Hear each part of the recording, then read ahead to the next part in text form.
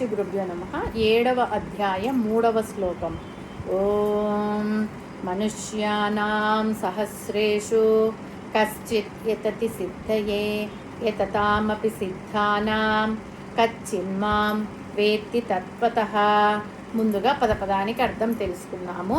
మనుష్యానాం మనుష్యులలో, సహస్రేషు వేల సంఖ్యలో, కశ్చిత్ ఎవరో ఒక్కరు మాత్రమే, యతత ప్రయత్నిస్తారు, సిద్ధయే ఆత్మ సాక్షాత్కారం లేక సిద్ధి కోసం, యతతామపి అట్లు ప్రయత్నించిన వారిలో కూడా, సిద్ధానాం సిద్ధిని పొందిన వారిలో కూడా, కశ్చిత్ ఎవరో ఒక్కరు మాత్రమే, మాం వేత్తి నన్ను తెలుసుకుంటారు, తత్వతః తత్వముతో. మానవలోకంలో ఎంతోమంది మానవులు ఉన్నారు. మనుష్యానాం సహస్రేషు వేల మంది మనుషులు ఉన్నారు. కశ్చిత్ యతతి సిద్ధయే వాళ్ళలో ఒక్కరు మాత్రమే మోక్ష సిద్ధి కోసం ప్రయత్నం చేస్తున్నారు. యతతామపి సిద్ధానం అలా ప్రయత్నం చేసి సిద్ధిని పొందిన వారిలో కూడా వేళ్ళల్లో ఒక్కడు మాత్రమే, మాం వేత్తి నన్ను పరమాత్మనైన నన్ను, నా యొక్క తత్వాన్ని ఆత్మతత్వాన్ని పరిపూర్ణంగా తెలుసుకోగలుగుతాడు. సాధారణ మానవులలో 100కి 90 మంది ప్రాపంచిక సుఖాల గురించి పాకులాడేవారే. దేవాలయానికి వెళ్ళిన పూజలు అలంకారాల దగ్గర ఆగిపోతున్నారు. కొంతమందికి ఏదో చేయాలని ఉంటుంది కానీ సరి అయిన మార్గం చూపే గురువు దొరకడు. దొరికిన గురువు పాదపూజ చేయించుకుంటాడు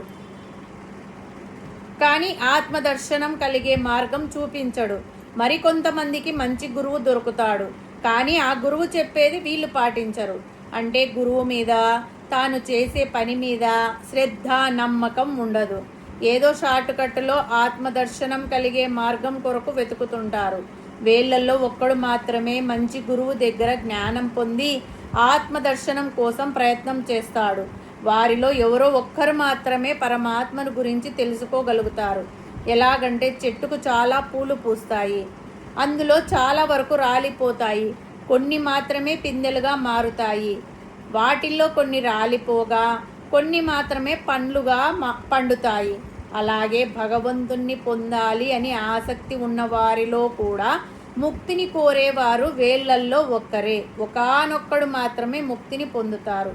ఇదంతా జరగాలంటే ప్రయత్నము, సత్సంకల్పము, పట్టుదల, ప్రాపంచిక సుఖాలు వదిలిపెట్టడము, ఏకాగ్రత, ఇంద్రియ నిగ్రహము, మనోనిగ్రహము, ధ్యానము, సమాధి ఇన్ని దాటుకొని చేరుకోవడం అంటే కష్టమే.